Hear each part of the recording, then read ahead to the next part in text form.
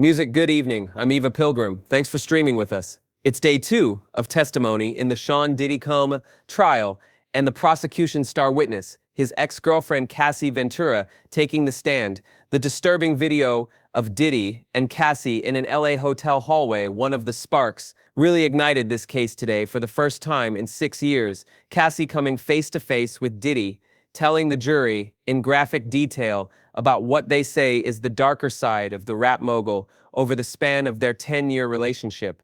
Cassie admitting she was young and initially wanted to make him happy by fulfilling his sexual desires, but quickly became reluctant. Ventura says the freak-offs took up so much of her time, it felt like a full-time job when she didn't cater to Combs's desires. He became violent and abusive, bashing and stomping her head at times in the courtroom. Hearing the explicit details of these sexual escapades, Combs's mother and children back for a second day in a row. Prosecutors argue Combs used power and fame to lead a criminal enterprise for 2 decades to allegedly abuse, threaten and force women into drug-fueled sex marathons that lasted for days. Strongly denies all of these allegations. If convicted, Combs could face life in prison, a stark contrast to the life of luxury he's known for. He has pleaded not guilty to all charges. We'll take you inside the courtroom in just a moment for the emotional testimony, and we'll also take a closer look at Cassie Ventura, the singer and now star witness on the stand. Let's go to Aaron Katersky. He was inside the courtroom for all of it, and he joins me now from Lower Manhattan. Aaron, this was the first time that Cassie Ventura and her ex, Sean Combs, have seen each other since 2018. What was that moment like in the courtroom? When she walked into the room, Sean Combs appeared to look at her, but she did not seem to look at him. And during her testimony, I'm not sure she really made eye contact with Sean Combs. She turned occasionally to her husband, Alex Fine, who was seated in the courtroom, had other members of her family, her attorney there in support, but she recounted such graphic detail, too graphic for us to discuss here. Now, in such soft-spoken matter-of-fact tones, describing degrading sexual activity that she said Sean Combs forced her into starting when she was 22 years old. She called herself naive, too naive. She said to really understand what was going on, or understand the power dynamics in the relationship, because she said if it turned him on, that's what they did. Her preferences weren't at all considered.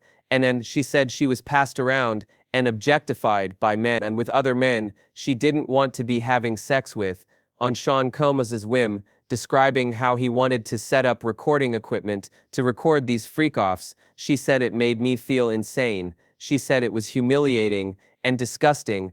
Aaron, Cassie shared that she didn't have a whole lot of sexual experience before she met Diddy. She was only 19 when she met them. There's a nearly 2 decades age difference between these two. Talk more about that power dynamic and how their relationship changed over time. Well, she was 19 and a young singer, and Cole signed her to a 10-album deal with Boy Records. So a long-term deal, and she said, Eva, that she only made 1 album, otherwise the freak-offs took up so much of her time that it stifled her music career, but it controlled her financially. She said, so she felt like her livelihood, her career, her life really depended on Sean Combs, keeping him happy. Otherwise, she said she feared what might happen. Now, interestingly, she talked a lot about not wanting him to break up with her. Now, whether that was because she thought he might get violent or because she would lose some of the life that she had acquired, she didn't really say, but we know that the defense is expected to argue that sure, Sean Combs and Cassie had a toxic, violent relationship. The defense has called her a strong adult woman who made a voluntary choice. Aaron, you were in that courtroom. These details were a lot. What was the jury's reaction hearing her testimony? It's really hard to read the jury. Most of them are pretty stone-faced. There was one woman who did seem to be following along. She would occasionally smirk at the mention of baby oil or lubricant, which was used so frequently that, as Ventura described, at the hotel rooms where these freak-offs occurred were left in complete disarray. There was candle wax and oil everywhere, but most of the jurors sat stone-faced, listening to what amounts to the humiliating recollection of a decade's worth of a woman's sex life.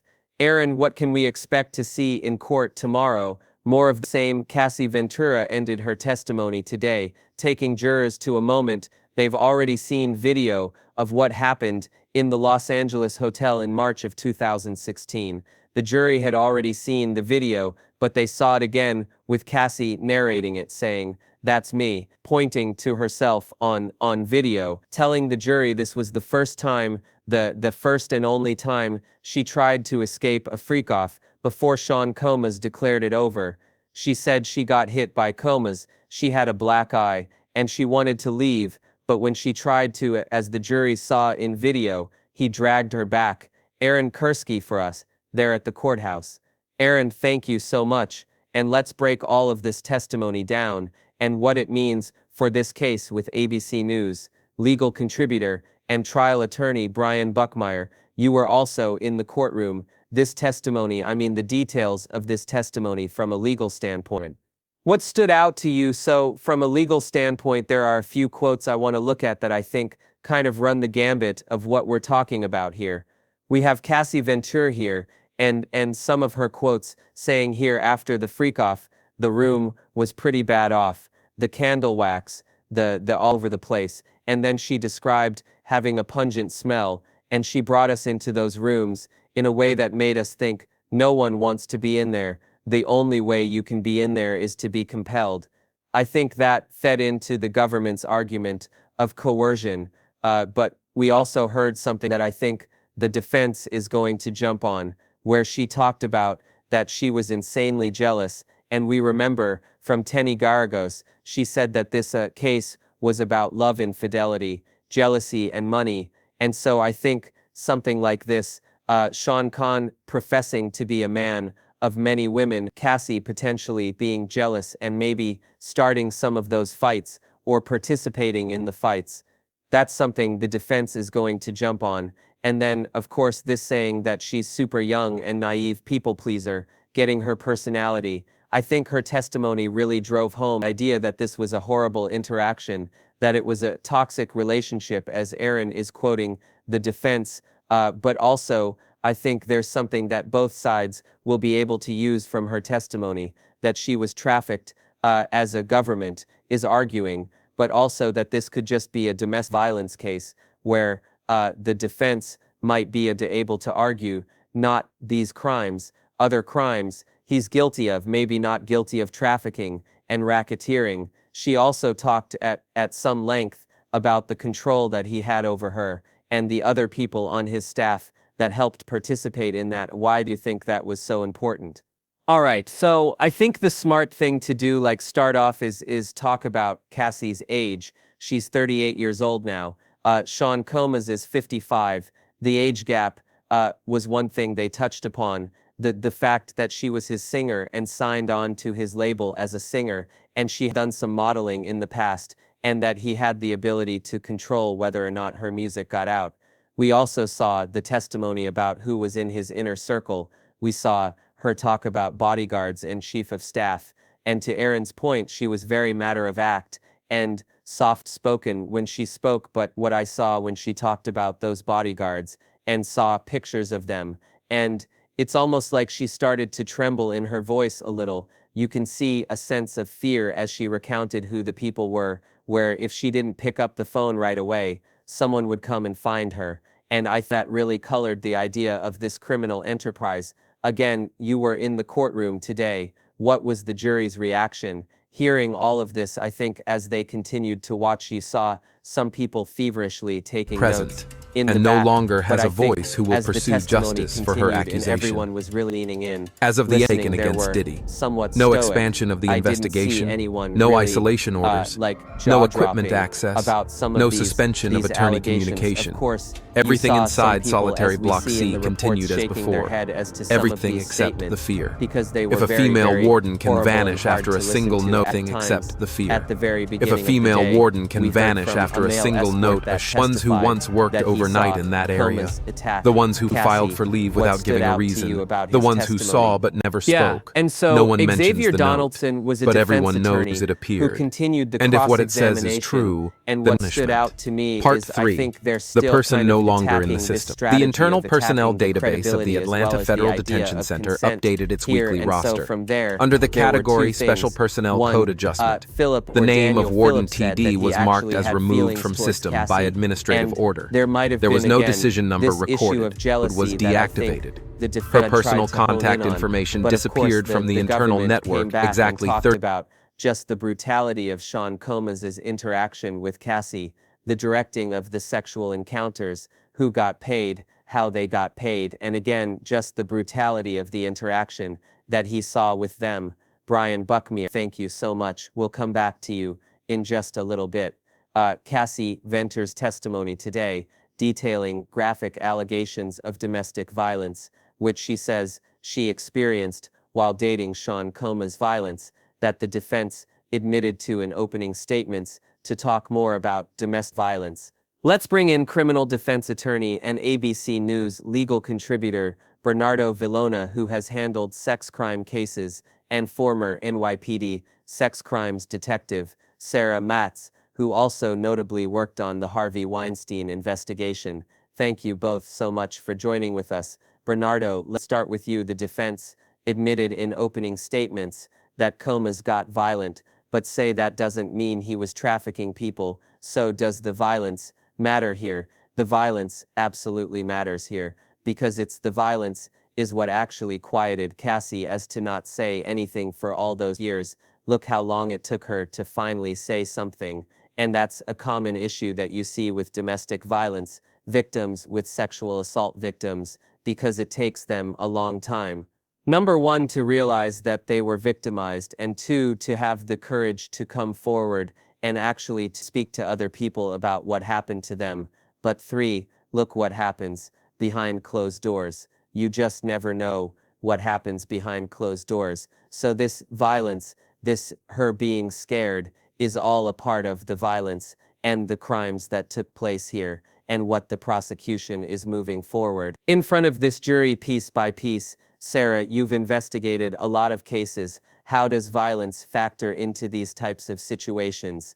Well, I think this shows just what Sean Holmes was capable of, and it just shows the toxicity that was surrounding Cassie Ventura in her life. I think being a man of power and having the financial means that he had, and having the control over her, I think that all just led into this whole situation where now she has the strength to stand up in court and to speak her mind and state the facts and tell everyone what happened.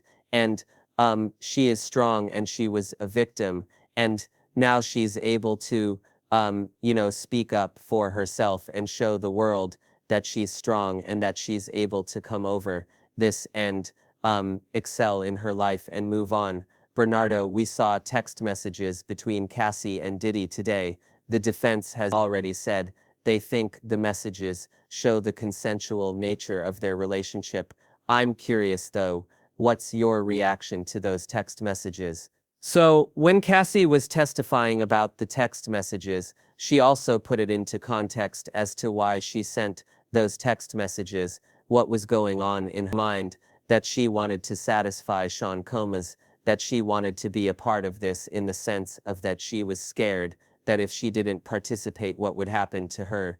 These are also common signs of people that are domestic violence victims, that are sexual assault victims, that you see ultimately going to see later on during the trial an expert come in and testify as to how and why victims like these react the way they do, and are capable to send these texts that may look consensual to other people, but when you break it down mentally, you're able to see that this is a victim person that is broken, a person that has been tainted, a person that has been brainwashed as a result of the violence and the control that Sean Holmes had over her. Sarah, Cassie didn't come forward until 2023 with her civil suit. years after this relationship ended. In your experience, why do victims wait to come forward? Well, every victim's story is different, and some victims respond to trauma differently. And with this situation, maybe just out of fear, like I said, he had full control over her, full control of her financially, and just based on her reputation, society, the emotional aspects, the psychological aspects that she's had to deal with. So these things take time. And she's doing it now, and she should be proud of herself, and we'll see how this pans out. Sarah, Matters, Bernardo, Villona, thank you both for being with us. Still ahead, prosecution versus the defense, the strategy from both sides when it comes to Cassie's testimony and the portrait they're trying to paint of Sean Diddy Comas. We'll be right back. Music. Welcome back to ABC News Live, Day 2 of testimony in the Sean Diddy Comas trial. His ex-girlfriend, Cassie Ventura, taking the stand, revealing never-before-heard details about days-long drug-fueled sexual encounters with prostitutes. Cassie saying if she refused to participate, Comas became violent, and that the freak-offs became a job where there was no space to do anything else but to recover and just try to feel normal again. Our ABC News legal contributors, Brian Buckmere and Bernardo Villona, are back with us. We're going to have y'all take sides today. Brian, you're the defense. Bernardo, you're the prosecution. Brian, let's start with you. If you were the defense attorney sitting there, hearing all of these details, what are you thinking? If I'm the defense, I'm actually not that worried, because in a case like this, they've already conceded that there is allegations of domestic abuse and violence, and I'm waiting to see the government make the connection between this is simply a man and a woman, a man, because we're hearing that the violence from Sean Comas on to Cassie, just brutally abusing her, hitting her, all the things that we said were indefensible, but we're not seeing the connection of, was this force used to compel her to go across state lines for trafficking, or was this simply a man who was a voyager who liked to participate in these sexual escapades that we may not agree with, but in the course of that, he used violence. So I'm looking to try to slice this with a scalpel rather than come in with a hammer and just kind of pick the case apart, little by little. Bernarda, how do you think the prosecution did today? What are they trying to do here? So the prosecution is definitely laying out a picture, a story of the life of Cassie with Sean Comas, and especially the violent nature of it, but then the sexual nature of it. And I think what they're doing is piece by piece, they're laying out all these freak-off moments, and now they're starting to get to the nitty-gritty part, meaning the most extreme ones, the ones that shock the conscious. For example, when she mentioned that Sean Comas would have her participate in these freak-offs when she was on her menstrual cycle, I think that right there shocks the conscience, and the prosecution did a great job in ending with that line of questioning to show the jury that, look, this is not just domestic violence, this is not just people having consensual sex, this is the type that no one will want to engage in. And Brian, the defense, has admitted that Comas had non-traditional sexual preferences. Cassie, at one point, was on the stand, flipping through a binder of escorts that they used. We can't even say out loud some of the things that occurred on this show. Do you think the defense convinced this jury that Cassie and these other alleged victims wanted this? No, I don't think so.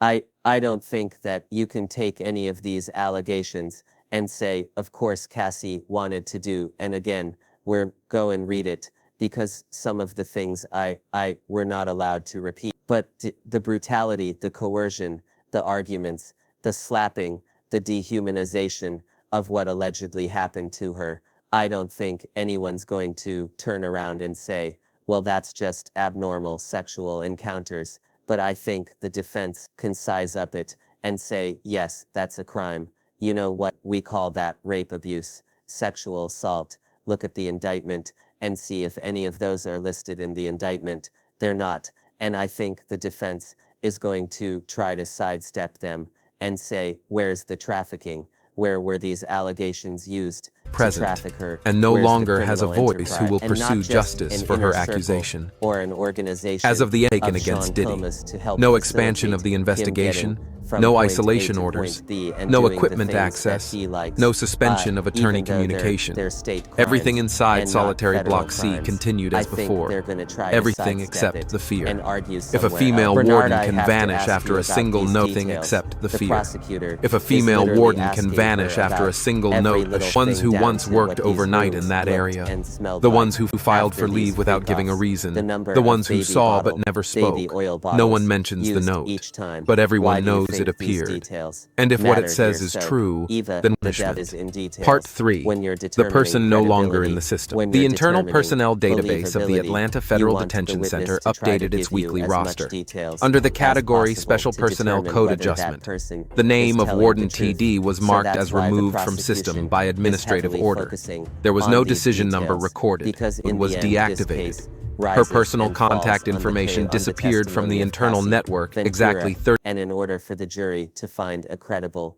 and believable, they have to look at her testimony as well as a demeanor, as well as anything that corroborates her testimony, and evaluate all of that to determine, in fact, whether Sean Combs is guilty of these crimes. So the devil's in the details. So they have to get it out. Brian, as a defense attorney, how do you handle a cross with a witness like Cassie without taking off the jury?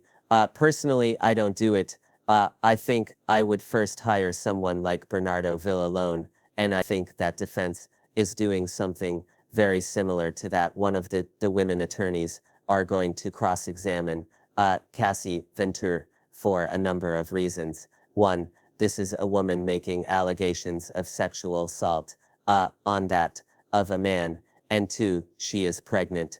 The optics of that would look horrible if someone like me does this. But I think the other aspect of it, from a technical standpoint, very careful. Don't raise your voice. Don't get into an argument. Be as soft-spoken and careful as her, but be deliberate in your words and trying to say, you said this one day, and now you're saying this another day. So which one is it? Don't get into a battle with her, because you're not going to look good doing so. Brian Buckmeyer, Bernardo Villona, thank you both for being with us. Coming up, who is Cassie Ventura? A closer look at her time as an emerging star in the spotlight to the star witness in the cage. To do this, stay with us. Music. Welcome back. Cassie Ventura is the star witness in this case against Sean Diddy Combs. But before all this, she once shined as an up-and-coming singer who had a recording contract with Diddy's label, Bad Boy Records. Tonight, a look at Cassie, who she was and is. For that, we turn to our Kelly Carter, who covers entertainment and pop culture for us. Kelly, take us back to 2006, when her first album was released, and Cassie was just starting to make a name for herself. Who was Cassie Ventura? Yeah, let's go back even a little bit further to really put her into context, because in 2004, you have Sierra dropping her debut album. In 2005, Rihanna drops her debut album. 2006, Cassie comes around and drops her debut album.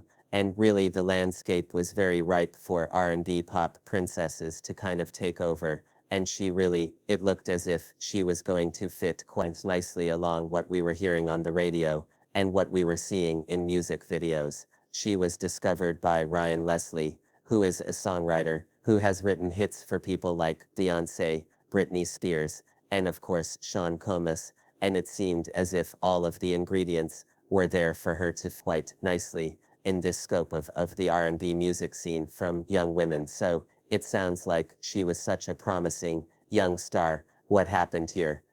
What happened is we kept waiting for more music to come. When that first album came out, it lived on the top 20 for a couple of weeks. Then it was like nothing.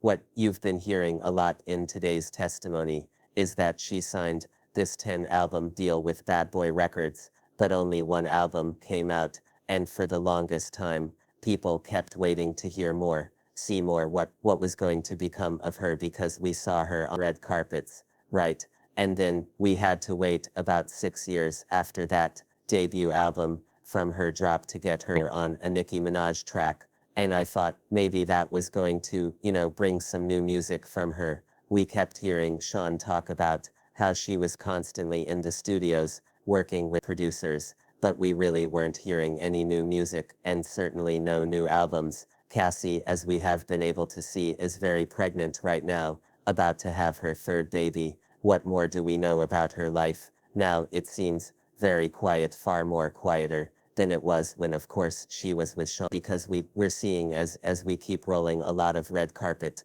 footage, a lot of event footage. It's a quieter life, and it seems very sweet. He is someone who often makes a lot of proclamations on social media, on Instagram, about how he wishes the days were longer so that he could have more time spent with his sweet wife, who is the bestest, in his words, the bestest mama that could ever be, and they're about to have their third baby.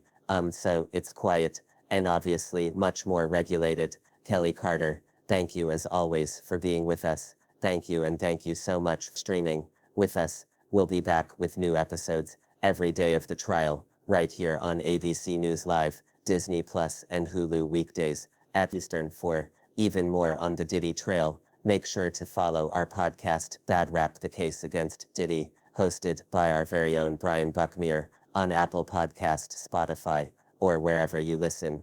I'm Eva Pilgrim, New York. Have a good rest of your day. Music